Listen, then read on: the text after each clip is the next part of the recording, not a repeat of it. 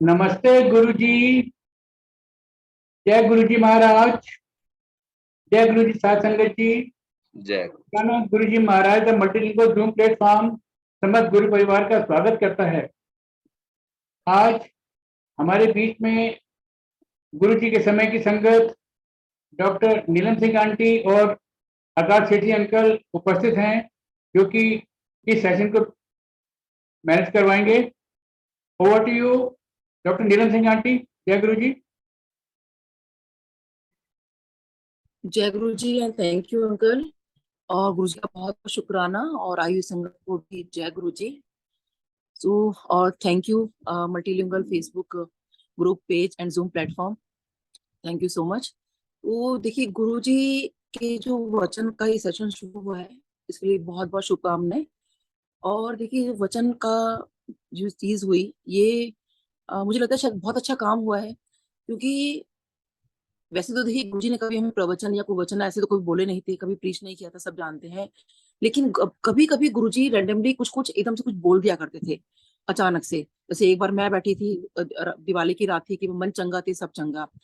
तो जो जो काफी संगत के साथ गुरुजी ने बहुत कुछ बोला, तो काफी लोगों ने इसको पेन डाउन भी किया, भी लिख भी लिया।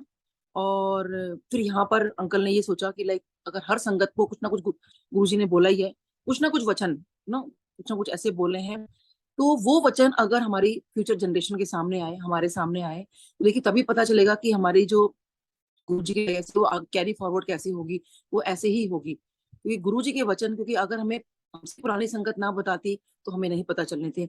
अब देखिए जैसे गुरु जी की एबीसी के बारे में सब जानते हैं, तो गुरु जी ने ये नहीं कि सबको रोज प्रीच करते थे, अचानक किसी के सामने बोल दिया तो उन्होंने फिर हमें आगे बताया।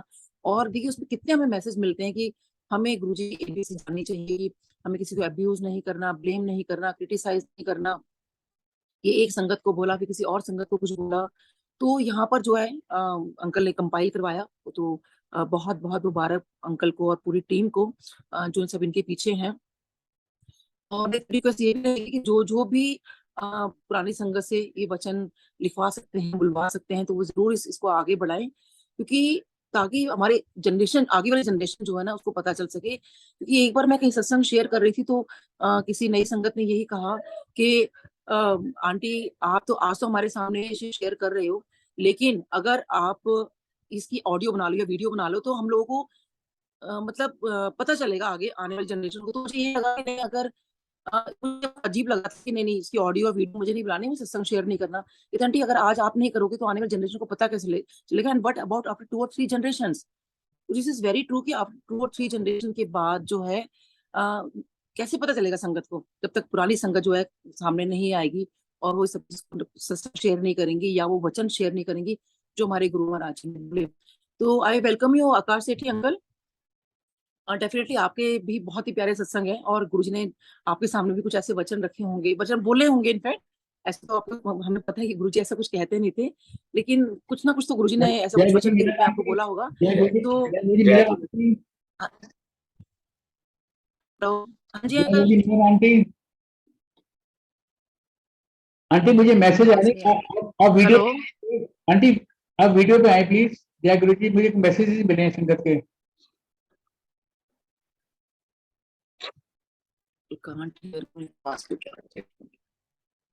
आंटी वीडियो ओपन करें प्लीज।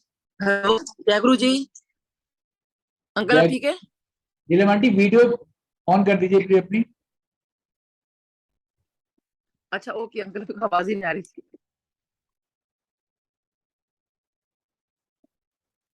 अंकल ऑन हो नहीं रही है अंकल, ये आई डोंट नो व्हाई। हाँ जी। तो गुरुजी ने देखिए हमें सबको बहुत कुछ ना कुछ बोला है। तो I welcome you Akash Sethi uncle. जय गुरु जी अंकल। जय गुरु जी। तो आंटी भी आई थिंक साथ में है, तो जय गुरु जी। सो अंकल आपको जो भी गुरुजी ने कहा और जो भी आपके प्यारे प्यारे एक्सपीरियंस है, तो प्लीज हमसे शेयर करें। Over to you uncle. जी जय गुरु जी। बड़े मैं तो कहूँगा बड़े पुण्य का कार्य वासन जी और उनकी टीम कर रहे हैं कि गुरु जी के वचनों को संगत के सामने ला रहे हैं। क्योंकि अगर आप सोशल मीडिया पे चले जाए तो रोज नए वचन इन्वेंट हो रहे हैं और घर घर में हो रहे हैं और इस तरीके से स्प्रेड हो रहे हैं कि पढ़ने वाले को एक तरीके का धोखा होता है कि शायद गुरुजी ने कहा होगा। हाँ जी अंकल, दिस इज ट्रू। उस तरीके की सस्ती पब्लिसिटी के लिए जो कर रहा है सो कर रहा है, पर ठीक है, उसका किया उसके साथ, हमारा किया हमारे साथ। और पहले जी। गुस्सा आता था, अब आदत डाल ली है कि भाई जिस तरीके का व्यक्ति होगा उस तरीके का काम करेगा, तो मुस्कुरा के अगला पन्ना पलट देते हैं कि चलिए जाने दीजिए कि भाई चलो एक और ऐड हो गया, वचन इन्वेंटर। तो जो कर रहा है उसका फल उसका, और हमें अपना ही ध्यान रखना है। तो गुरुजी के कहे हुए वचन मैं अलोंग द कोर्स अपना सत्संग सुनाऊंगा। मेरे साथ मेरी पत्नी है डॉक्टर पूनम सेठी, और अलोंग द सत्संग जहाँ पे आएगा, क्या कहते हैं वो पर्टिकुलर पॉइंट जहाँ पे हमने गुरुजी के श्रीमुख से वचन सुना था, तो वो वहाँ मेंशन कर दिया जाएगा। Majority of what we heard, क्योंकि गुरुजी बात बहुत कम करते थे और हमारी वैसे भी हिम्मत नहीं होती थी कि जाके कोई वार्तालाप शुरू करें। उनके चेहरे का तेज और उनके चेहरे का नूर जो था, उससे आंखें चौंधिया आ जाती थी, दिमाग पलट जाता था। और इसके हाँ कई जी। कई उदाहरण इस सत्संग के दौरान भी बताऊंगा मैं आपको। तो मेरा मानना है कि हमारा गुरु जी से संबंध तो कई जन्मों का है, अन्यथा उन तक पहुंचना, उनसे मिलना और उनके दर्शन कर पाना संभव नहीं था। इस जन्म की बात करूं तो 98 में जून के महीने में हमें पहली दफे गुरु जी के दर्शन हुए। हम दोनों के विवाह को लगभग 7 साल हो चुके थे और we were childless in spite of several medical attempts and interventions. और पता भी कुछ नहीं चलता था, जिसके पास जाओ वो कहते कि why it is not happening, हमें नहीं। तो गुरुजी के दरबार का नाम मेरे मामा जी ने बताया कि भाई गुरुजी के पास जाने से सारी इच्छाएं पूरी होती हैं, गुरुजी के मन में आ जाए, मौज में आ जाए तो कुछ भी दे सकते हैं, परमपिता स्वरूप है, जानी जान है, तो आप लोग हमारे साथ चलिए। तो जून में हम लोग गए पहली दफे, 98 जून में हम लोग गए और जाके माथा टेका और गुरुजी को देखा। तो मतलब जैसे गॉडमैन या धार्मिक व्यक्ति या कोई बहुत वैसा अपीयरेंस, और गुरुजी इतने सिंपल बैठे हुए हैं, लोगों के साथ भी बैठे हुए हैं। हमें कहा पहले लंगर कर लो, हमने लंगर कर लिया। अब हम महसूस नहीं हुआ कि जो हमें कह रहे हैं वही गुरुजी है, हमने सोचा गुरुजी तो, लेकिन जो डिसेप्शन है, जो माया है, शिव के पास सब प्रकार की शक्ति है और माया भी सारी शिव जी की है। तो जाते वक्त पता चला कि यही गुरुजी है। चरण स्पर्श किया और उन्होंने बस इतना पूछा किसके साथ आए हो, हमने बता दिया भी ओबराय आपके साथ आए हैं। उन्होंने जाते जाते कह दिया कि मेरा बर्थडे फंक्शन है, रैंच करके एक फार्म हाउस है, वहां पे आइएगा। पर मैं नहीं जा पाया, मुझे ऑफिशियल वर्क से वापस जाना पड़ गया। JNK से पोस्टिंग पे आया था वापस, फिर JNK जाना पड़ गया। वहां कुछ समस्याएं हो गई थी वो सुलझाने के लिए। लेकिन मन में एक अजीब सी उमंग, एक अजीब सी मौज उठनी शुरू हो गई थी कि नहीं, ये एक शक्ति स्रोत है, ये एक आस्था रखने योग्य महापुरुष है। और उस मौज में एक महीना भर worst of the circumstances, worst of the weather and worst of the working conditions में मेरा जीवट बना रहा। नतीजा ये हुआ कि जिन लोगों को शिकायतें थी हमारे मेजर कस्टमर्स को, वो सारी खत्म हो गई और एप्रिसिएशन हुई। और पीछे से मेरी पत्नी, मेरे माता पिता, ये लोग गुरुजी के दर्शन करते रहे। और इन्होंने गुरुजी का जन्मदिन का फंक्शन रैंच पे अटेंड किया और लौटने के बाद फिर जाना शुरू कर दिया। और अब लोग आपस में पूछते थे कि हाँ भाई जो है आप लोग नए आने शुरू हुए हो, तो बात हो निकल जाती थी कि भाई ऐसे ऐसे है, हमारे हम संतानहीन है, इस कारण से गुरु जी की कृपा मांगने के लिए आए हैं। और वैसे सजेशंस में क्या कहते हैं, एक सजेशन ये भी हुआ कि भाई जो पुरानी संगत थी, किसी ने कहा कि पूनम आंटी चलो मैं आपकी बात गुरु जी से करता हूँ, तो उस पे क्या हुआ? तो ये ऑलमोस्ट 1 या 1.5 साल हो चुका था और इंटरनेट मुझे लग रहा है खराब है। तो जब हम पहले भी गए थे तो गुरुजी ने एक ही बात जो बोली थी मुझको, वो था कि ऐथे हाजिरी लानी पड़ेगी। तो जो हमें समय के साथ थोड़ा समझ में आ गया कि हाजिरी का मतलब है कि आपको लगातार यहाँ आना है। तो हम जाने भी लगे थे और हमें बड़ा आनंद भी आता था। हम अपना पूरा वीक में जो डे हमारा असाइंड था, इन अ वे कि हमको हफ्ते में 1 ही दिन आने को बोला था गुरुजी ने, तो हम अपना जो भी हमें सबसे कंफर्टेबल डे होता था, हम उस दिन वहाँ जाते थे और एंजॉय करते थे। बहुत आने का मन भी नहीं करता था। इतना धीरे-धीरे वो इतना गुरुजी के साथ ना इतना जुड़ाव महसूस होने लगा कि हमने अपनी बहुत सारी सोशल कमिटमेंट्स इनफैक्ट हमारी कम हो गई थी, because we were more focused on going and meeting him every week. तो बात क्या थी? बात ये थी कि एक अंकल ने कहा, तो पुरानी संगत थी जिनको हम गुरु जी के पांव दबाते देखते थे। हाँ, I'm sorry. तो ऐसे अंकल जो मैं नाम नहीं लूंगी उनका, वो कर्नल साहब थे। तो वो बार-बार उनका ये रहता था, Poonam aunty any good news, any good news. तो मैं हर बार उनको बोलती थी कि नहीं अभी कुछ भी नहीं है अंकल, अभी कुछ भी नहीं है। तो उन्होंने एक दिन मेरे को ऐसे कहा, ऑलमोस्ट लाइक 1 या सवा साल हो चुका होगा हमें जाते। तो उन्होंने मुझे एक दिन कहा कि अरे गुरुजी ने तेरा अभी तक कल्याण क्यों नहीं किया? चल आज मैं तेरे को लेके चलता हूँ गुरुजी के पास। और ऐसे कुछ सिलेक्ट लोग ज़रूर थे जिनको जो गुरुजी के पास कभी भी चले जाते थे और बात करते थे, और हम उनको ऐसे देखते थे कि अरे कितने लकी हैं ये लोग कि they can just approach Guruji so easily. तो अब मुझे लगा मेरा तो आज काम बना कि आज तो अंकल लेके जा रहे हैं मुझे। और वो मुझे लेके वहाँ गए और गुरुजी को उन्होंने कहा कि गुरुजी आपने इसका अभी तक कल्याण क्यों नहीं किया?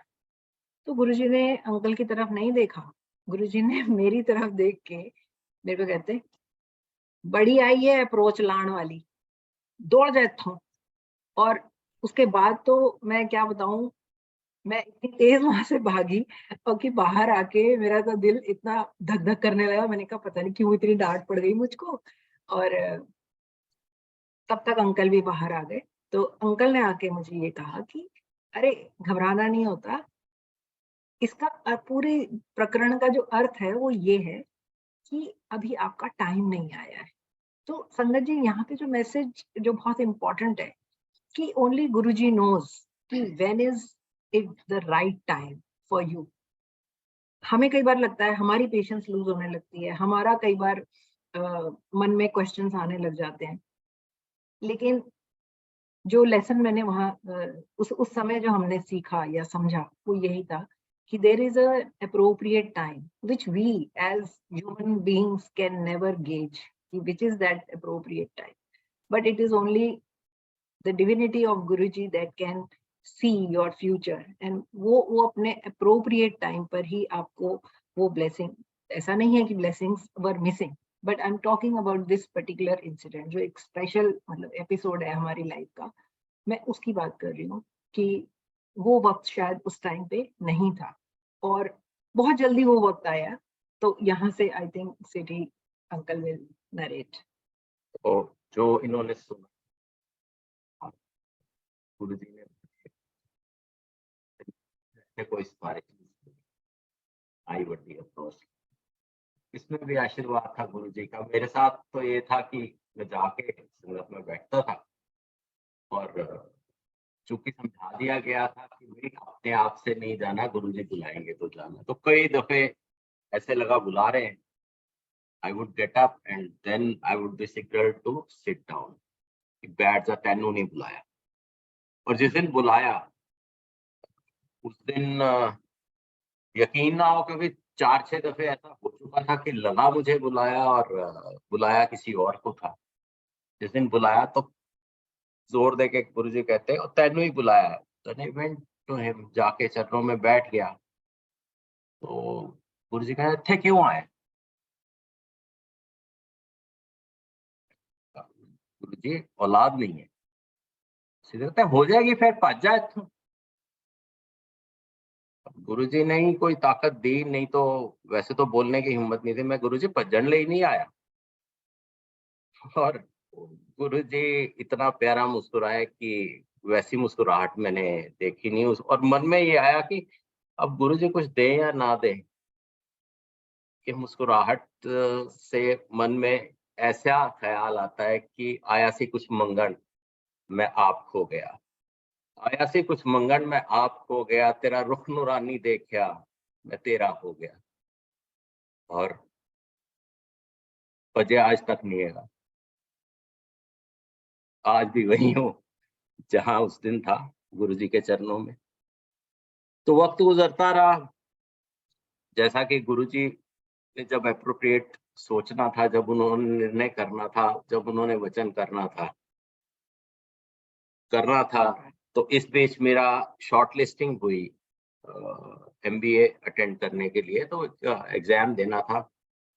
तो हम दोनों की आपस में बहस हुई कि हम लोग ट्रीटमेंट करा रहे थे, क्योंकि कर्म तो करना ही है, गुरुजी है हमारे कर्मों का फल अच्छा देने के लिए, परंतु अपना कर्म करता रहना है। तो she was of the view कि अगर आप जाओगे तो ट्रीटमेंट बंद हो जाएगा साल भर, सारी चीज जो है एक साथ पिछड़ जाएगी।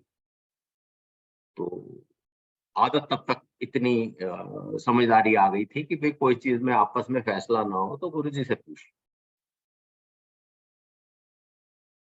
हम लोगों ने एक दिन जाके संगत में बैठे और जैसे ही लंगर के लिए लोग लाइनों में हुए, मैं उठ के गया, आंटी भी साथ गई। मैं कहा गुरुजी मेरा ना नाम MBA करने के लिए शॉर्टलिस्ट हुआ है। तो गुरुजी ने कहा तो जाओ फिर करो, अपॉर्चुनिटी नॉक्स ओनली वंस, मौका बार बार नहीं मिलता। और उस वचन का सत्य बाद में मेरे को समझ आ गया, क्योंकि उस सब वक्त जो हुआ था उसके बाद वो संभव नहीं था, मेरी एलिजिबिलिटी जाने वाली थी। तो अब मेम साहब नाराज हुई, इन्होंने कुछ मुझे कहा कि गुरुजी भी आपसे मिल गए हैं। और मैंने भी बड़ी मतलब थर्ड क्लास तरीके से पूछा था। मैं गुरुजी अगर आपने संतान वाला काम अभी नहीं करना है तो मैं 1 साल ऐसे करके पूछा था, मतलब अभी ये नहीं पता था। तो गुरुजी को जब मेरा सिलेक्शन हो गया, जाके माथा टेका, कहा गुरुजी मेरा सिलेक्शन हो गया है, शॉर्ट लिस्टिंग से अब मैं सिलेक्टेड की लिस्ट में आ गया हूं। तो गुरुजी ने कहा फिर तो कल्याण हो। और मीनवाइल हम लोगों ने एक IUI कराया था, विच वाज इनएक्सपेंसिव टेक्निक। और आखिरी दफे डॉक्टर कर रही थी, कहती ये ना हुआ तो IVF कराना पड़ेगा, जो कि अफोर्ड करना हमारे बस की बात नहीं। मैं गया, MBA ज्वाइन कर लिया। पहली ब्रेक पे आया तो लौटते समय मेरी आंटी से बात हुई, तो she asked me to bring a pregnancy kit. और अगले दिन उनको पागल होना था, वो प्रेगनेंसी किट ने पॉजिटिव इंडिकेट किया। और हम गुरुजी के सामने बैठ के हंस रहे हैं, हाथ जोड़ रहे हैं, रो रहे हैं, जो समझ आ रहा है वो कर रहे हैं, because only he could have done this. And that too जब उन्होंने सिलेक्शन पे कहा कि फिर तो कल्याण हो गया, हमें लगा कि सिलेक्शन हो गया, उस कल्याण की बात कर रहे हैं। ये नहीं पता कि जिस कल्याण की कामना हम कितने वर्षों से कर रहे हैं वो कल्याण भी हो गया। अब उसके बाद जैसे पहला बेटा हुआ, फर्स्ट टाइम उसको लेके गए, और ले जाने के बाद में गुरुजी को माथा टिकवाया। और गुरुजी ने उस दिन छुट्टी देते हुए आंटी को पहला सवाल जो कहा, पूनम आंटी मुंडा होर ले ला, फिर ना कहीं मुंडा होर ले ला। तो आपने क्या कहा? नहीं, मैंने तो चूंकि जब ये बड़ा बेटा ठीक था और मेरी अंडरस्टैंडिंग यही थी कि अगर गुरुजी कहते हैं और लेने के लिए तो उसका मतलब I will have to undergo that dire process. तो जो मुझे थोड़ा सा मन से लगा कि नहीं अभी ये और इतना गुरुजी ने ब्लेस कर दिया है, ये तो थोड़ा लालच हो जाएगा कि मैं इसे कहूँ कि हाँ हाँ मुझे दे दो, क्योंकि हमारे साथ और भी कई सारे कपल्स थे। अल्टीमेटली आज सबका टाइमलाइन थोड़ा डिफरेंट था, लेकिन दे वर आल्सो वेटिंग कि गुरुजी उसको ब्लेस करें। मुझे ऐसा लगा जैसे किट्टी में ना थोड़े से ही बच्चे हैं, मतलब ये मेरी assumption है, मैं आपको बता रही हूँ। तो मैंने सोचा यार ऐसे ठीक नहीं लगेगा, अच्छा रहेगा कि गुरुजी सभी को ब्लेस करते हैं। और ये हमारी सोच है, लेकिन गुरुजी का विचार कुछ और ही। तो गुरुजी मुझे जब उन्होंने कहा तो मैंने हाँ नहीं कहा, तो ना मैंने कुछ ना कहा ना हाँ। तो मेरे मन में जो क्रॉस किया वो यही कि ट्रीटमेंट मुझे दोबारा से देखना पड़ेगा, तो इस छोटे बच्चे को छोड़ के मैं दोबारा हॉस्पिटल शायद ना जा पाऊँ। तो मैंने हाँ नहीं कहा। और उसके बाद ही ऐसा सिलसिला बना कि जितनी बार हम गुरुजी के जाते थे मतलब, तो गुरुजी हर बार मुझे यही बात बोलते थे, पूनम आंटी एक मुंडा और ले ले, एक मुंडा फिर ना कहीं, एक मुंडा और ले ले। तो मुझे समझ ही नहीं आता था कि गुरुजी इतना इंसिस्ट क्यों कर रहे हैं। और फिर बहुत ही एक ऐसा इंटरेस्टिंग सा एपिसोड हुआ कि इनकी पोस्टिंग हो गई एक कलकत्ता में, किसी एक जगह का नाम कुछ है। एक कलकत्ते के पास एक जगह है जो काफी लेबर प्रॉब्लम के लिए बदनाम है, नाम नहीं लूंगा। वहां पोस्टिंग हुई और घर की परिस्थिति ऐसी थी कि वाइफ है, उसके पास एक छोटा बच्चा है जो 6 महीने का है, पेरेंट्स हैं जो जिनकी तबीयत ठीक नहीं रहती, ब्रदर जो है ओवरसीज गया हुआ है एक लंबी असाइनमेंट पे। यही आपस में हम एक दूसरे को देखते थे तो देखभाल कर पाते थे। तो उस माहौल में ऑर्डर्स आ गए कि आप वहां चले जाइए। अब जाने की हिम्मत नहीं थी, यहाँ तक कि हमने जितने सीनियर्स थे सबसे रिक्वेस्ट करके देख ली, उन्होंने मना कर दिया कि भाई डायरेक्टर के साइंड ऑर्डर्स हैं, आपको तो जाना पड़ेगा। तो ऐसे निराश हताश होके हमें तो एक ही ठिकाना पता था कि जहाँ पे हमारी पहली और आखिरी सुनवाई हुआ करती थी। जाके गुरुजी के चरणों में कहा कि गुरुजी ट्रांसफर ना वेस्ट बंगाल को। गुरुजी ने बिल्कुल ही लाइटली लेते हुए कहा तो जाओ फिर बाद में अच्छी खाओ। मेरे मुंह से निकला गुरुजी मैं तो ये सब खाता नहीं, चलो चलो जाओ छुट्टी होगी। मैं जाके 4 कदम दूर खड़ा हुआ तो पूनम आंटी ने जाके माथा टेका, तो गुरुजी ने फिर वही रिपीट कर दिया, पूनम आंटी मुंडा होर ले ले। अब इनके दिमाग में अचानक से क्या आया कि शी सेड कि गुरुजी अगर ये वेस्ट बंगाल चले जाएंगे तो आप मुंडा कहाँ से दोगे। गुरुजी बहुत हंसे, मेरे को कहते ओए आईओसी वाले सेठ ही इधर आ। चला गया। ऐसे टेक्निकल प्रॉब्लम हो गई है कि तू चला जाएगा तो मैं मुंडा की में जाऊंगा, चल तेरी ट्रांसफर पोस्टिंग सब कैंसिल, तू इत्थे ही रहेगा। मैं कहा जी गुरुजी। अगले दिन चले गया ऑफिस। ऑफिस में जाने के बाद किसी ने पूछा कब रिलीव हो रहे हो। अब गुरुजी के वाक्य में इतना विश्वास तो था कि मैंने कहा मैं कोई रिलीव नहीं हो रहा, I am not going anywhere. और सडनली हेड ऑफिस से इंस्ट्रक्शंस आती है कि आप वापस वहीं ज्वाइन कर लो जहां आप काम करते हो। और वो थी 7 जुलाई 2001 की बात। और गुरुजी का कहना और आंटी का जवाब ना देना कुछ दिन और चला। तंग आके एक दिन आंटी मुझे कहती है कि गुरुजी हर बार कहते मैं क्या करूं।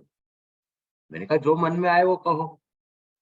तो जिस दिन आंटी ने कहा कि गुरुजी जो आपकी मर्जी, उसके 4 दिन बाद she again tested positive, this time without any treatment, without any medicine, without any hormones, without any procedure. उसके करीबन छोटे बेटे के होने के बाद साल भर बाद फिर मेरी ट्रांसफर बॉम्बे हुई। तब तक घर की परिस्थितियां ठीक हो चुकी थी और आई लौट के वापस आ चुका था। Parents were also little better. तो मैंने जाके कहा, मैं गुरुजी पोस्टिंग बॉम्बे होगी, तो जाओ फिर, बढ़िया है। चला गया।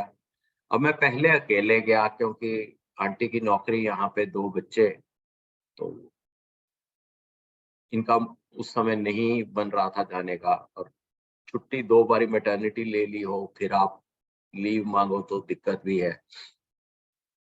तो मैं जब भी अकेले रहते हुए बॉम्बे, मैं वापस दिल्ली आऊं और हम लोग जाके संगत में बैठे, तो छुट्टी देते वक्त गुरुजी कहे, इन्होंने नाल ले जा। समझना है, ना बोल नहीं सकते, हाँ बोलने के लिए बहुत सारी समस्याएं हैं और बहुत सारे इफ एंड बट्स हैं। और फिर गुरुजी ने अगली बार कहा, इन्हों नाल ले जा, नहीं तो मुंडा होर दे। देखो, थ्रेट भी जो तरसते थे एक बच्चे को, उनको तीसरा देने की बात कर रहे हैं गुरुजी। उनसे ज्यादा दयालु और उनसे ज्यादा प्यार करने वाला शायद ही कोई होगा। कहते मुंडा होर दे देगा। और फिर मेरे को, मैं साइड पे हुआ तो आंटी को कहते हैं, आंटी तेनू पता पीएचडी की होता है? इन्होंने जो अपनी standard definition, doctorate in philosophy, ये वो जो भी कहा, कह दिया। कहते नहीं, पीएचडी का मतलब होता है पागल होने का डर, the fear of going mad. पागल होने का डर पीएचडी होता है। और गुरुजी ने इस एब्रीविएशन की फुल फॉर्म और इस एब्रीविएशन का 2 बार जिक्र करके मैसेज दे दिया कि आप पीएचडी रजिस्टर हो, वो पीएचडी करनी registered in a record time, और they could join me in Bombay, and we stayed there for 3 years, all of us. And then children are still very, very lovingly, they remember those 3 years. They liked the city, they enjoyed the city, and whatever they used to do there. और 2005 का जिस दिन बाढ़ का दिन था, बॉम्बे में बाढ़ आई थी, उस दिन मैं ऑफिस से निकला हूँ। निकलने के बाद में पता चला कि वापस लौट के नहीं जा सकते, घर नहीं पहुंच सकते। यहाँ तक कि मैंने घर पे कॉल किया और पत्नी ने यहाँ तक कह दिया, घर आने की आवश्यकता नहीं है, यहाँ 6-6, 7-7 फुट पानी खड़ा है। Knowing fully well that I can't even swim, I have to drive to the colony and it's not possible. सारी रात एक ऐसी अजीब सी जगह पे गुजरी जो एसपी रोड पे one of the highest points है। ऑफिस में रहता तो जगह नहीं थी, घर पहुंचने का जरिया नहीं था। गाड़ी पूरी कॉलोनी में, एक एक गाड़ी अगले दिन खराब थी, सब में पानी भरा, सब शॉर्ट हुई और सबके सर्किट खराब हुए। मेरी गाड़ी उस हाई पॉइंट पे गुरुजी ने रुकवाई, रात भर मैं गाड़ी में सोया। और ऐसा नहीं कि गाड़ी में सोना कोई मेरे लिए बहादुरी का काम था, ऐसा करने पे भी कई लोगों को जान से हाथ धोना पड़ा, लेकिन मालिक मेरे साथ थे और क्या बिगड़ना था। अगले दिन इकलौता व्यक्ति जिसकी गाड़ी पूरी कॉलोनी में ठीक है, जो हर कोई मांग रहा है, जी हमें ये काम करने के लिए दे दीजिए, काम करने के लिए दे दीजिए, that me by grace of Guruji. अब बॉम्बे जाने का लाभ आंटी को ये हुआ कि इनकी पीएचडी डॉक्टरेट जो थी, that was on subject of corporate governance, जिसमें कि कंपनीज के कंपनी सेक्रेटरीज और डायरेक्टर्स, उन सबको इंटरव्यू करना जरूरी था, to take their views and how they are complaining and what they are doing. Bombay रहते रहते वो काम आसान हो गया, क्योंकि बहुत सारी तो अच्छी कंपनी के हेडक्वार्टर्स वहीं पे हैं। So that's how it happened, and she is so lucky कि इनके थीसिस के ऊपर गुरुजी के साइन है, गुरुजी के साइन है। और गुरुजी का बर्थडे था, 2006 की बात है। हम लोग गए और प्लान ये था कि बर्थडे अटेंड करके मैं लौट के आ जाऊँ, और ये लोग रहेंगे। इनकी प्री सबमिशन प्रेजेंटेशन थी, पीएचडी सबमिट होने से पहले एक प्रेजेंटेशन लेते हैं, जो प्रोफेसर साहब गाइड कर रहे होते हैं और फैकल्टी मेंबर्स डिपार्टमेंट के बैठते हैं। और वहां पे अगर आप धुलाई से बच गए या आपकी कम धुलाई हुई, आपने चीजों के जवाब दे दिए, तो इसका मतलब आपकी पीएचडी लगभग कामयाब है, आप वाइवा की सरवाइव कर जाओगे, अच्छा कर जाओगे, आपको अवार्ड मिल जाएगी। 7 जुलाई को आप जानते हैं कितनी भीड़ होती है, इतनी आज इतनी नहीं होती थी, लेकिन कम से कम इससे 1/3 1/4 तो थी ही। और एज यूजुअल जो फंक्शंस वाले दिन होता है कि सेवादार कह रहे थे कि मत्था मत टेको, दूर से हाथ जोड़ो, चलते जाओ, ज्यादा लोगों को सामने आने का। ऐसे माहौल में गुरुजी ने हाथ का इशारा करके बुलाया मुझे। मैं गया, चरण छुए, तो गुरुजी कहते हैं कि तो गुरु पूर्णिमा में भी हाजिरी दे। जी गुरुजी, तुम तो मना करना नहीं। और मैंने कहा मैडम ऐसे ऐसे गुरुजी का आदेश हुआ है कि गुरु पूर्णिमा को भी हाजिरी लगानी है। तो शी सेड कि इन्होंने, गुरुजी ने आपको मेरे लिए रोका है कि मेरी पीएचडी की प्रेजेंटेशन आप बनो, क्योंकि मेरे को सब कुछ आता है, रिसर्च करनी आती है, कैलकुलेशन आती है, एनालिसिस आता है, लेकिन ये प्रेजेंटेशन एक कॉर्पोरेट के लोगों का काम है। तब अकेडमी नहीं से आती थी, अब आती है। अब अब ऑनलाइन टीचिंग के बाद गुरु जी की कृपा से। लेकिन हाँ, तब नहीं आती थी मुझे। तो अब 4 दिन पत्नी की सेवा की, 5वें दिन जाके गुरुजी के सामने माथा टेका और उस दिन गए। अब भी वही माहौल था कि भाई माथा मत टेको, दूर से हाथ जोड़ो, चलते जाओ। मैंने गुरुजी की तरफ देखा, देखता रहा कि शायद एक्नॉलेज करेंगे कि इन्होंने खुद रुकवाया था मेरे को। गुरुजी ने देखा ही नहीं। अंदर अंदर तो सोच रहा है कि गुरुजी ने रुका और एक्नॉलेज भी नहीं किया, और सब ऐसे मिले जुले से विचार आ रहे थे। तो बाहर निकल गए, लंगर किया, बाहर निकले, जाके फोन ऑन किया तो देखा हजारों मैसेज और मिस्ड कॉल्स। और आखिरी कॉल जिसकी मिस थी उसको मैंने कॉल किया। मैं कहा भाई क्या हो गया, मेरी खैरियत क्यों पूछ रहे हो, मेरी तबीयत क्यों पूछ रहे हो, ये क्यों पूछ रहे हो, तुम ठीक ठाक हो? कहता आपको पता नहीं, हमारे ऑफिस वाला जो लोकल का स्टेशन है और उसके अगले 4 स्टेशन पर बम ब्लास्ट हुआ। गुरुजी ने जाने नहीं देना था उस बम ब्लास्ट वाले माहौल में मेरे को। उसके लिए बर्थडे वाली भीड़ में भी बुला के कहा कि तूने हाजिरी देनी, गुरु पूर्णिमा को भी हाजिरी लगाएगा। फिर हाँ, उस दिन मेरा प्रेजेंटेशन भी हुआ दिन में। तो सेठी अंकल बोल रहे हैं कि मदद मिली थी, तो वो मैंने वहां पर दिखाई, फिर जो अपनी दिया, बहुत अच्छा रहा मेरा एक्नॉलेज। और वो उसी की खुशी में हमने सोचा अब हम गुरु जी के पास मत्था भी टेकने जाते हैं। गुरु पूर्णिमा में बुलाया भी है गुरु जी ने। मेरा चेहरा बीच बीच में गायब हो जाता है, तो हम गए और तब ये एपिसोड हुआ। तो सारा कनेक्शन तब समझ में आया कि यू नो हम कई बार सोच भी नहीं पाते कि what he can foresee for us, और उसको वो प्रिवेंट कर देते हैं बाय हिज। बहुत ही एक प्यार से उन्होंने जो बात कही कि टाइम में उस दिन भी आना है। और इनको ये लगा कि जैसे पता नहीं कितनी मेरे को इम्पोर्टेंस मिलने वाली है उस दिन, और गुरुजी ने उस दिन देखा भी नहीं इनकी तरफ। बट आप ये देखिए कि वो ब्लेस आपको कर चुके हैं, कि उन्होंने आपके जीवन रक्षा करी, आपने उन्होंने आपको एक सेफ जोन में रख लिया।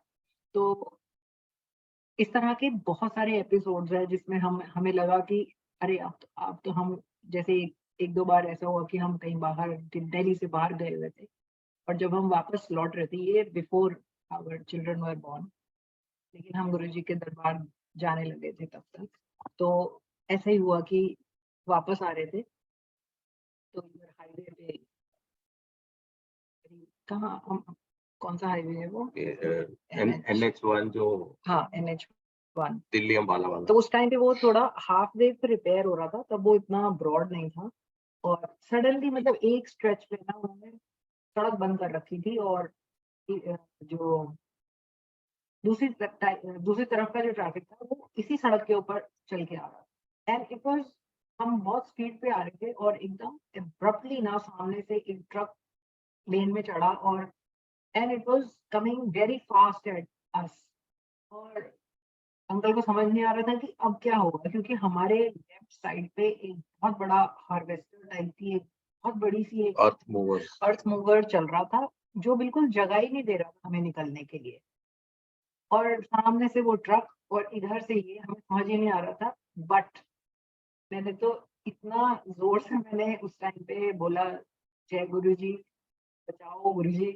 और एक स्प्लिट सेकंड का एक मोमेंट था when city uncle raised his car और उसने हार्वेस्टर के आगे उस गैप में उस गाड़ी को डाला, एंड एकदम से ट्रक हमारे इधर से गया। बहुत लोग चिल्लाए इधर से कि अरे क्या कर रहे हो, क्या कर रहे हो। But it was really a very scary moment. But वो एक बिल्कुल निक ऑफ द टाइम था, जो मतलब Guruji just made his presence felt to us. और उसके बहुत देर तक हम लोग इतने घबराए हुए रहे, लेकिन गुरुजी ने बचाया। और ऐसे हमने बहुत सारे सत्संग सुने हैं, और आप लोगों ने भी सुने होंगे, जिसमें गुरुजी ने बिल्कुल हाथ पे उठा लिया, गाड़ी टूट गई, खत्म हो गई, गिर गई खाई में, लेकिन बंदे को बिल्कुल चोट नहीं आई। तो इस तरह से, तो बात यहाँ पे जो कहने की है वो ये है कि ऐसा नहीं है कि कष्ट नहीं आता या मुश्किल वक्त नहीं आता, वो आता है। शायद सबकी किस्मत में जो लिखा होता है वो होता है। लेकिन जब आपके जीवन में कोई गुरु होता है, तो वो आपको उस डिफिकल्ट समय से निकाल कर ले जाता है। और वो एक जो एहसास होता है that you have somebody to hold on to, is the biggest faith that, you know, allows us to survive, and survive with so much of happiness and gratitude towards our own guru. तो गुरु जी ऐसे हैं, हमने ऐसे हमारे बहुत सारे experiences हैं। और नेक्स्ट एपिसोड जो मैं चाहूंगी कि सेठी अंकल खुद ही बताएं जब इनको हार्ट अटैक आया था और कैसे गुरुजी ने एकदम निकाल के लाए। एंड उससे पहले गुरुजी प्रवचन नहीं करते, सबको मालूम है। हमें सौभाग्य प्राप्त हुआ उनके श्रीमुख से कुछ ऐसी बातें सुनने का कि जिन्हें आप कह सकते हैं जीवन की सीख है, जीवन का संदेश है, जीवन जीने का तरीका है। और ये बहुत ही विचित्र ढंग से कुछ सर्कमस्टेंसेस बने। बड़ा मंदिर बन चुका था, लेकिन वहां पे गुरुजी का बैठना और फंक्शन कभी शुरू नहीं।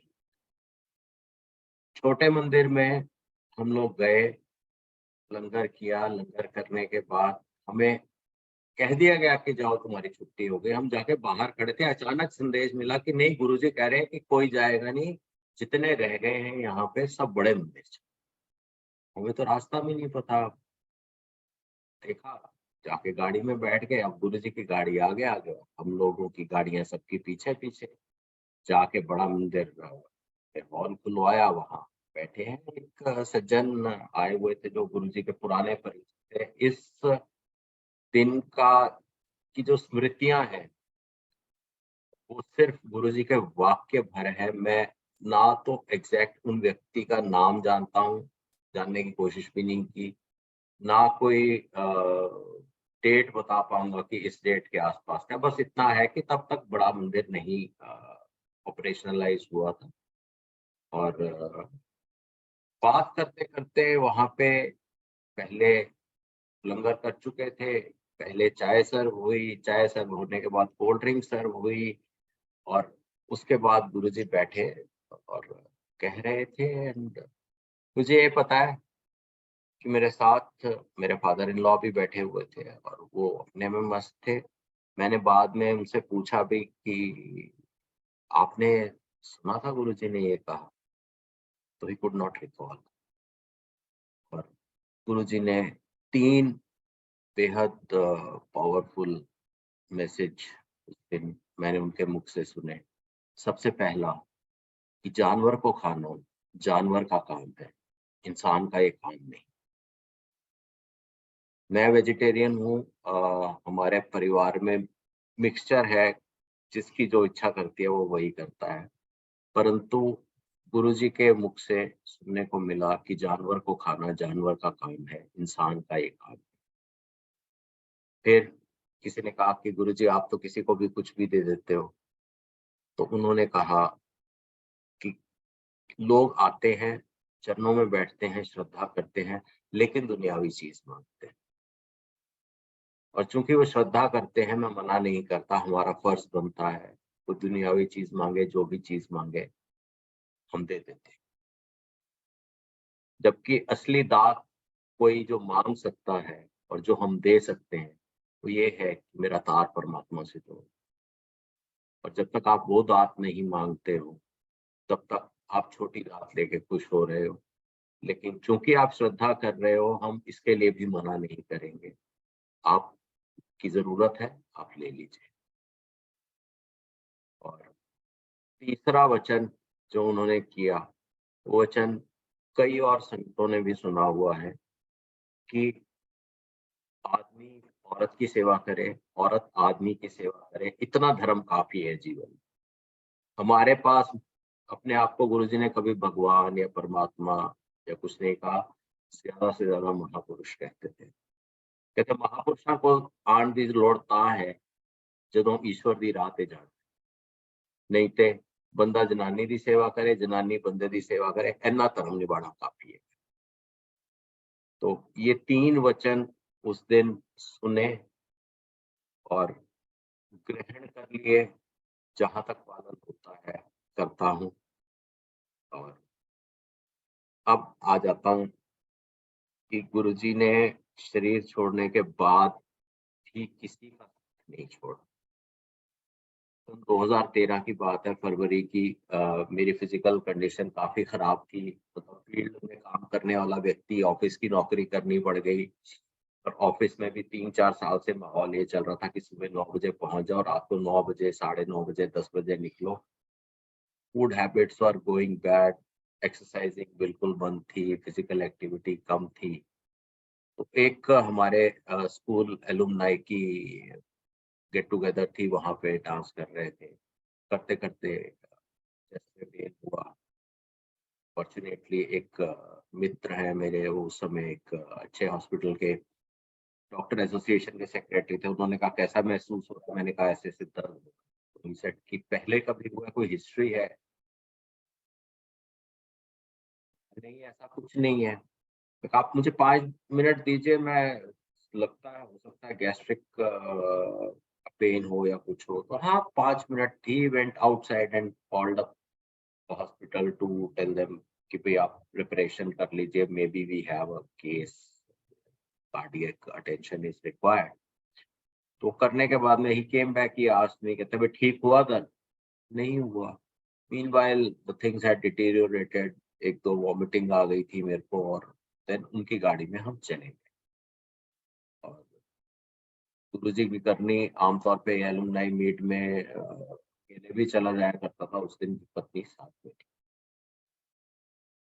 तो गए तो रास्ते भर घबराहट, इनको भी मुझे भी। और वहां पहुंचने के बाद उन्होंने कहा चलिए अंदर जाके एंजियोग्राफी की। अब एंजियोग्राफी करने के बाद असिस्टेंट जो है वो डॉक्टर को कहता है कि सर ये तो एमआई का केस। थोड़ी बहुत मेडिसिन और बायोलॉजी पढ़ी होने के कारण मुझे समझ आ गया कि ये मायोकार्डियल इंफाक्शन यानी कि हार्ट अटैक का केस बता रहा है। तो which means I have undergone a heart attack. अब जपजी साहब में लिखा हुआ है, गीता में लिखा हुआ है कि जो जिसका ध्यान लगाता है, जिसकी आराधना करता है, मृत्यु उपरांत नहीं होता।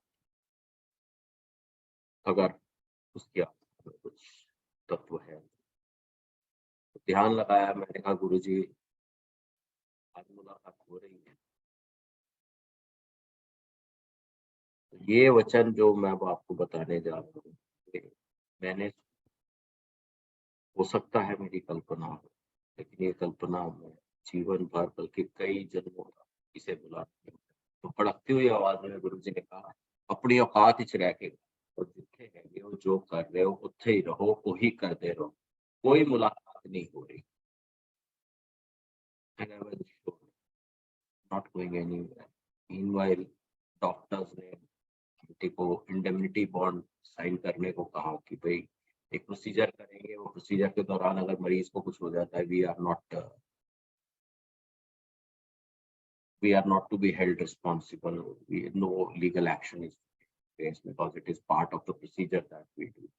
So she was very very worried. इन्होंने आके मुझे कहा कि ऐसे ऐसे वो इंडेमनिटी साइन करने को कह रहे हैं। मैंने कहा आप आंख बंद करके कर दीजिएगा, तो मेरे को मेरी सरकार से वो आ गया है, मैं कहीं नहीं सकता, ये जैसा काम करे नहीं करे, I am not going anywhere.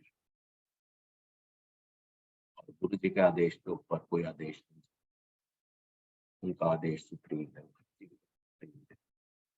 जय गुरु जी।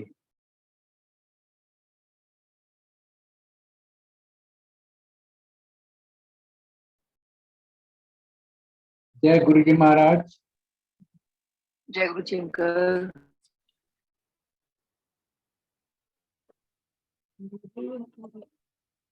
Beautiful sharing. और बाकी जो गुरु जी के वचन है उनसे बढ़कर तो कुछ है ही नहीं एक्चुअली। जो उन्होंने एक बार कह दिया सो कह दिया। और देखो कितनी ऐसी चीज वचन है जो कई सत्संग हम सुनते हैं तो गुरु जी ने अपनी फिजिकल फॉर्म में बोले थे और अब जाके संगत बताती है कि वो अब पूरे हो रहे हैं, क्योंकि वो ना गुरु की बात है तो पत्थर की लकीर है, तो वो तो कभी हम मतलब हमें मानना ही है कि जो गुरु जी ने बोल दिया सो बोल दिया। So thank you so much uncle. और अगर आपके कुछ याद आ रहा है तो प्लीज जरूर शेयर करें। Really beautiful sharing. आंटी अगर आपको कुछ और भी वचन याद है या कुछ आ रहा है, वैसे तो खैर आपने शेयर कर ही दिया, जस्ट इन केस क्योंकि कभी हम बहुत सारी बातें भूल भी जाते हैं। मेरे को तो खुद लगता है कि अरे गुरुजी आपने ये भी बोला था, वो भी बोला था, फिर एकदम बाद में फिर मैं खुद ही भूल जाती हूँ कि अरे वो क्या बात थी। तो कई बार ये भी होता है कि शायद। तो अब आज की मैं एक बड़ी इंटरेस्टिंग बात बताती हूँ कि हाँ जी। अंकल ने मुझे बोला कि ना सत्संग शेयरिंग है आज, तो तुम्हें मेरे साथ बैठना है। तो मैंने बोला अरे मेरी तो एक जूम पे बहुत इंपॉर्टेंट मीटिंग है, तो मैं तो उसमें बिजी होंगी। तो बल्कि हमारे बीच में ये हो गया कि ये हमारा इंटरनेट का जो कनेक्शन है ये 2 वीडियो मीटिंग्स ले लेगा कि नहीं ले लेगा, हम तो ये बात करने लगे। मैंने बोला नहीं, मेरी तो ऑलमोस्ट खत्म होने को होगी, 7:30 से 8:30 या 9 बजे तक चलेगी, तो मैं शायद ज्वाइन ना कर पाऊँ। तो अंकल कहते अरे ये क्या बात हुई, तो थोड़ी देर के लिए तो बैठ जाना। मैंने कहा अच्छा मेरी खत्म हो जाएगी तो मैं आती हूँ। और मैं वहां पर जूम मीटिंग लगाकर बैठी हुई हूँ, तो वो मुझे एंट्री ही नहीं दे रहा जूम मीटिंग वाला। अब मैं बहुत देर बैठी रही, तब तक अंकल अपना फ्रेश होके ऑफिस से आए थे ना, तो फ्रेश होके अपना ये सेटअप करने लगे कि अब गुरुजी का सत्संग शुरू होना है। तो अब मैं कह रही हूँ कि बहुत देर हो गई और मैं इनको कह रही हूँ कि ये क्यों ऐसे बफरिंग करे जा रहा है। तो इन्होंने कहा कि क्या टाइम लिखा हुआ है, कोई टाइम में डिस्क्रिपेंसी होगी। मैंने कहा नहीं, लिखा हुआ है 19 जुलाई 7:30 PM। तो अंकल मुझे कह रहे हैं अरे आज 18 जुलाई है, तू कल 19 जुलाई पे बैठी हुई। मुझे इतनी लगा कि अरे देखो गुरुजी ने ना आज मेरे से भी सत्संग करवाना ही था। तो ये जो हुई है ना, ये भी एक ऐसे कई बार ना ऐसे इतने इंटरेस्टिंग एपिसोड्स होते हैं।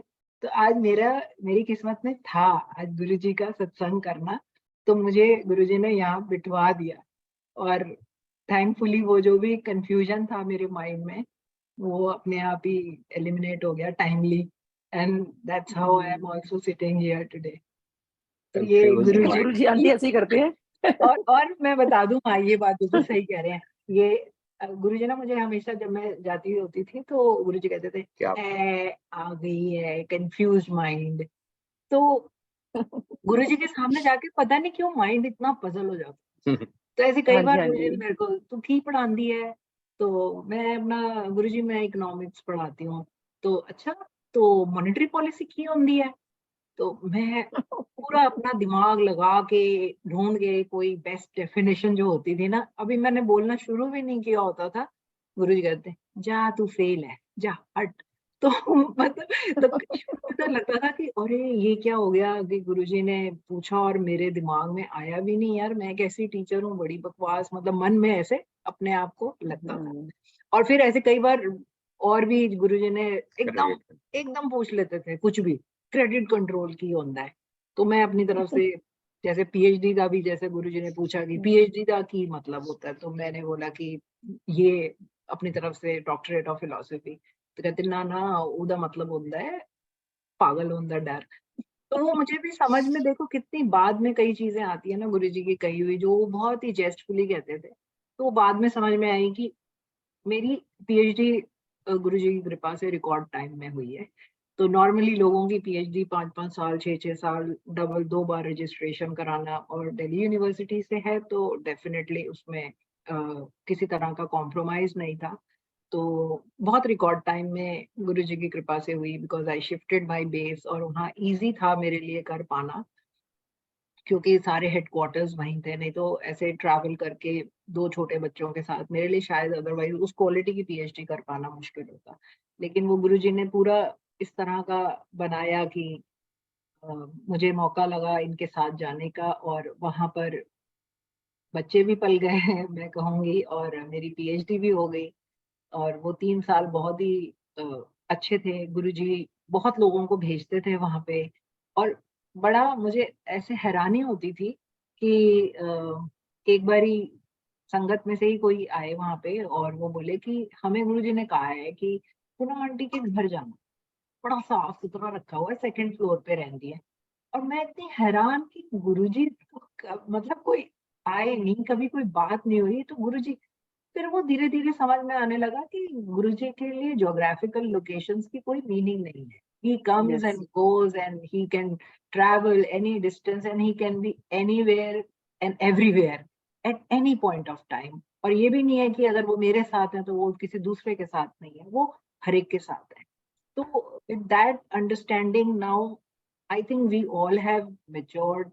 We all understand that गुरुजी तो हमेशा ही है हमारे साथ, हमेशा ही है। बस हमें अपना जो है गुरुजी का सिमरन करें, और अ, सबसे बड़ी बात है कि उनका शुक्राना हमें लगातार करते रहना चाहिए, क्योंकि मुझे लगता है उससे एक एक अलग एनर्जी आती है हमारे खुद के अंदर।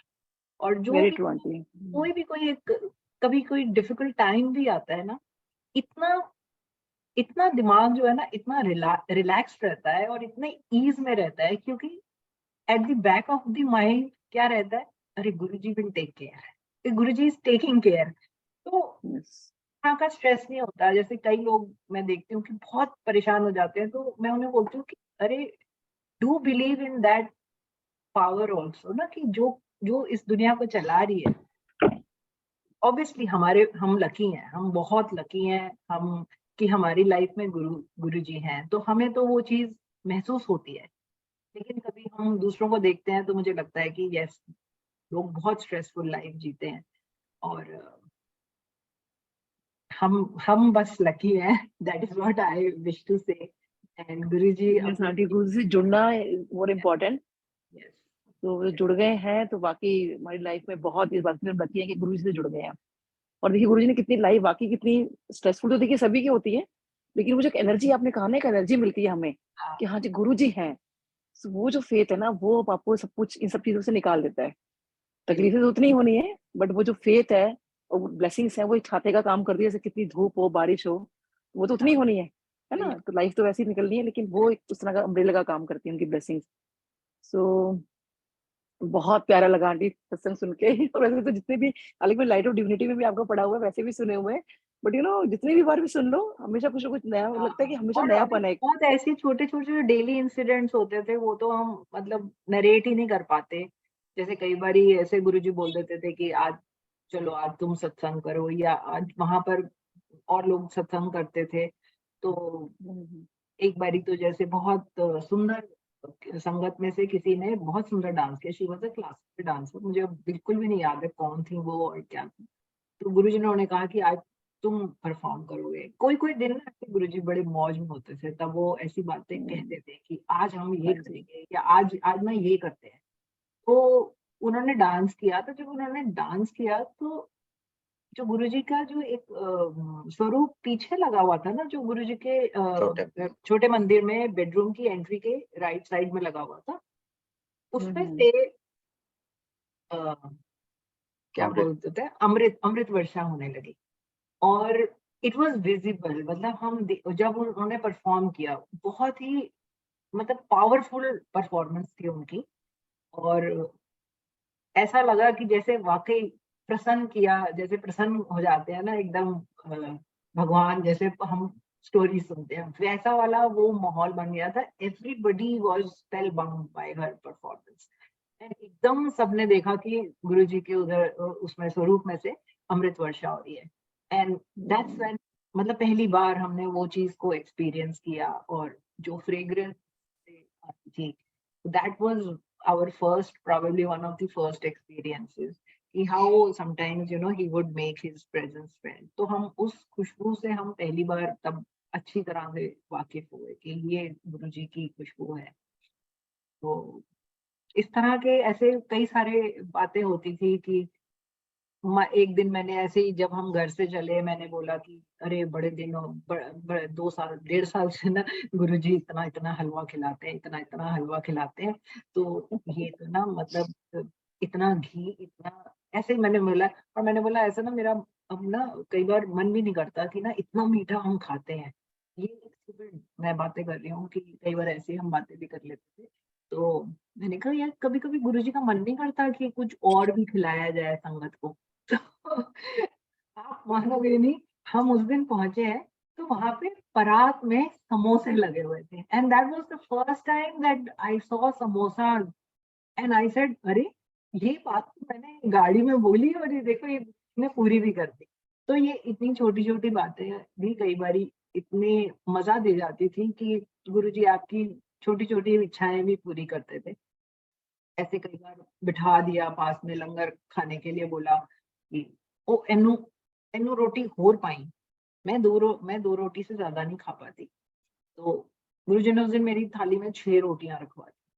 और संगत में वो जो सामने एक डॉक्टर आंटी थी, पहले उनसे मेरी बातचीत करवाई, फिर उन्होंने मुझे कहा कि तेरे को खानी पड़ेंगी। और मैं बता नहीं सकती, मैंने अपने जीवन में 6 रोटियां नहीं खाई, लेकिन उस दिन मैंने खाई, पता नहीं मेरा क्या इलाज हो रहा था। तो जो वहां पर लंगर होता था उसमें गुरुजी बोलते ही थे कि ये तो सब दवाई चल रही है तुम सब लोगों की। जो मिर्च नहीं खाता वो वहां मिर्च खा रहा होता था, जो उसको चाय से पत्ती से एलर्जी होती थी वो वहां पर चाय पी रहा होता था, जो रोटी कम खाता था वो ज्यादा खा रहा होता था। तो वहां तो ऐसी चीजें होती थी और सब सबका भला ऐसे ही मतलब हो जाता था। सिर्फ लंगर ही खा के गुरुजी आदि सबकी बीमारियां परेशानियां ऐसे ही खत्म करते थे और जीवन अपना मस्त हो जाता है। तो गुरुजी का तो शुक्राना हम जितना भी करें कभी वो शायद पूरा नहीं होता। और आपके सामने तो हमने पहले ही बता दिया कि हमारे जीवन में जो हमारे अब दोनों बेटे हैं, अब कॉलेज उनका खत्म हो चुका है और अब वो काफी बड़े होके अपने अपने इंटर्नशिप्स कर रहे हैं, फ्यूचर में अपना जो भी है जॉब वगैरह करेंगे। तो गुरुजी की कृपा परिवार पर है, जिसके लिए तो हम अ, अनंतम शुक्राना है गुरुजी का। और हमें पता है कि गुरुजी की कृपा ऐसे ही बनी रहेगी और आप सब लोगों के साथ ऐसे ही हम सत्संग शेयर करते रहे, हमारे लिए ये सबसे बड़ी ब्लेसिंग है। शुक्राना शुक्राना जय गुरु जी। जय गुरु जी अंकल, आंटी, शुक्राना शुक्राना गुरु जी का, बहुत बहुत शुक्राना।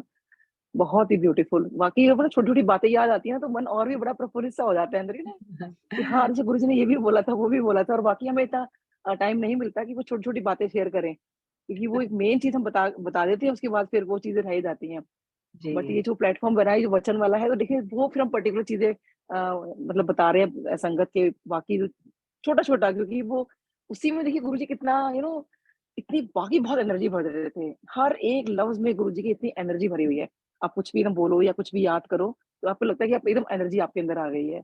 सो बहुत बहुत थैंक यू और शुक्राना गुरु जी आपका। Over to you Vasan uncle. Thank you. जय गुरु जी महाराज। पूनम आंटी, जय गुरु जी आंटी, महाराज। बहुत अच्छा, बहुत सुंदर तरीके से आपने संगत शेयरिंग की है आज। और आकाश जी अंकल, मैं मन ही मन में सोच रहा था कि बॉम्बे वाला जो आपका सत्संग था वो मैं आपको उसके लिए रिक्वेस्ट करूंगा, लेकिन गुरुजी महाराज ने आपके थ्रू आज दोबारा अपने आप ही करवा दिया। वो बहुत, वो जितनी बार सुनते हैं तो उतनी बार ही बस गूज़बम्स हो जाते हैं। जय गुरु जी।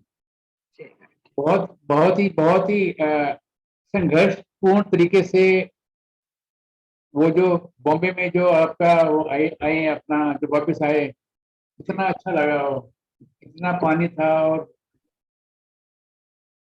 कैसे फंसे हुए थे, सब गुरु जी की टाइमिंग्स, गुरु जी की ब्लेसिंग्स। बहुत बहुत धन्यवाद पूनम आंटी, आकाश रेड्डी अंकल, नीलम सिंह आंटी, जय गुरु जी। अब सब संगत जी गुरु जी महाराज से आज्ञा लेंगे।